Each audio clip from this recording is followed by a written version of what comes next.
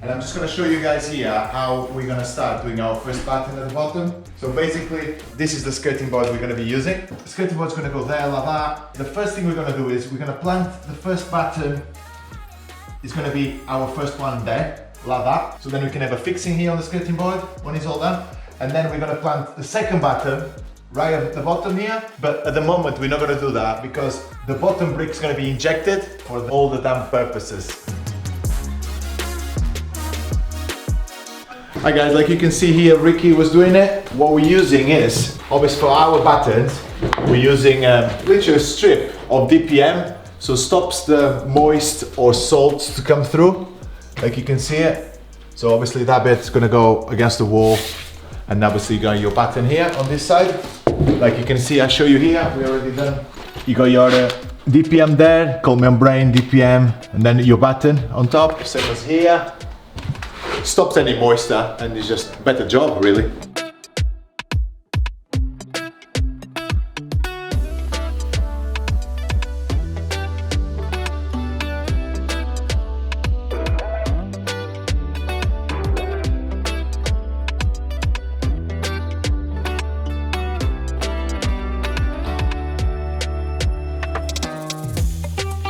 I'm just going to show you what we did by the fireplace. The fireplace was really unlevel, so we level all out. We got these buttons here at 90 degrees, so it's all nice and straight there. So when you can put the fireplace, you can see it. Obviously the reveals all the way around the fireplace will be exactly the same size. Got the corners here to hold the plasterboard, two bits of lath together, nice and solid against the wall. Plasterboard finished there, the other one comes around, nice and crispy joint at the edge. Same as here on these corners, plasterboard there.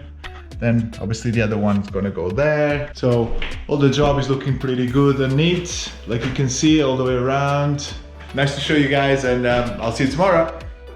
Today we're starting with this long wall here, and I'm just gonna show you one thing that you do before you start battening the wall, because obviously the wall is not level, and it's very important that you look to the highest point of the wall, the bit that comes out more.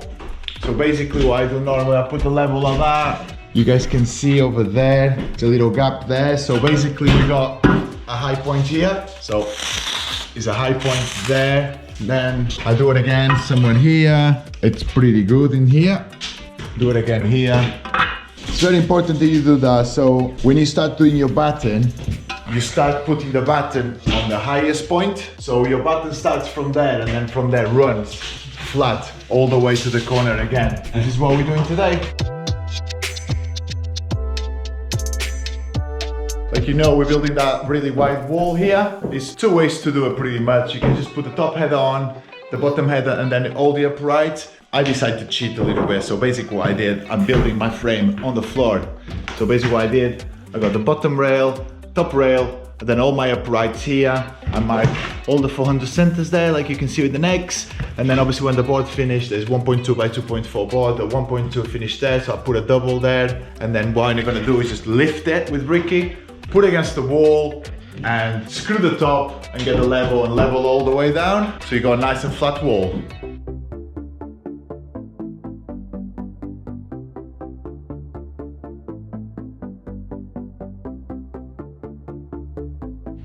There we go, so our wall is built on the floor, like you guys can see here. And now me and Ricky's gonna try to lift it and attach it to the main wall. Beautiful.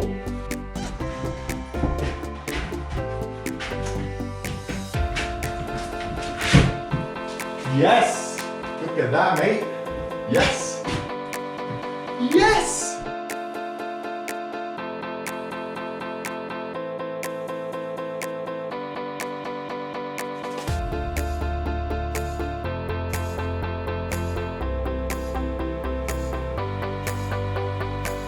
Hi guys, yeah, we did the same process again. We built the other frame on the floor. Basically, another thing we did, we left the frame loose at the bottom, like you can see here. That is because I came across this door that we're not gonna touch it. It's an existing wall, the customer really likes it and he wants not to touch it. So I put my level on the door frame, and like you guys can see it, it's not plumb. So basically, now I came across the problem. So I got my frame here, I was gonna make a plumb to the wall, but then I came across with the door liner. Obviously it's not level. So aesthetically, I think when you finish, it looks so much better if my timber frame follows the door liner, because it's the existing wall and obviously it's not a new build, and yeah, things are not always straight in old houses, so I'm actually gonna follow the door liner. But it's different opinions, so if you guys got different opinion, just comment in the other bottom. I'd like to know what you guys think.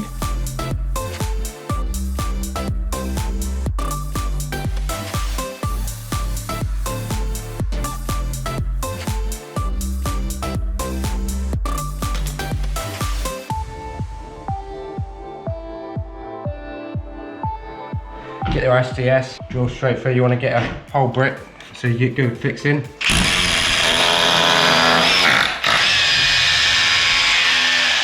There you go. Instead of moving your timber, get a plug, insert it into the hole you've just drilled, tap it home. Good. A swing hammer. Screw that in a bit. Leave about 20 mil. Is that how you screw into the wall, Ricky? Just like that, mate. Just like that. Yeah. Which plugs are you using? We're using brown 7mm plugs, and we're using 90mm screws. Okay. Hi guys. So basically, what I've been doing today was I've been planting this piece of PCE all the way around the door frame, like you guys can see it there. Basically, when you put your plasterboard on the timber frame like that, you end up with 3mm for the skim. And like you can see here as well, I left a little shadow line there. So existing frame was finishing there. And then obviously I planted my piece of PCA there, left a little shadow line. I think it looks better. Instead of trying to make a flush there, it's ready to be plastered all the way around. And here on the window, I done pretty much the same. I cut a new windowsill, like you guys can see here, and then left a little gap there, so the plasterboard goes there and it slots into that. And once again, same thing, I plant a bit of timber there all the way around. You can see around the window all the way. So basically when the plasterboard comes here, it will be flush with Alcatraz. This is temporary, this is not staying, this is coming off, obviously for plastering. The gentleman just came here and injected all around the perimeter of the room. All this wall has been injected all the way around, like you guys can see it. And now what Ricky's doing, hi Ricky. Hi. What Ricky's doing is we're planting the last bottom lath. So obviously we'll support the bottom of the skirting board and the top of the skirting board. So the skirting board will be nice and flat there with all the wall injected, and it's looking good. Today we finished battering the room and all the fireplace. Then what we did, we put mattresses here, obviously to hold the TV. Then we put mattresses there as well, obviously where the radiator is gonna go. So it's a nice fixing. The plumber doesn't need to worry about, you know, plasterboard fixing, nothing like that. We done all the reveals around the doors there, all the way around. Yeah, it's looking really good at the moment, and we'll be ready for plasterboard on Monday.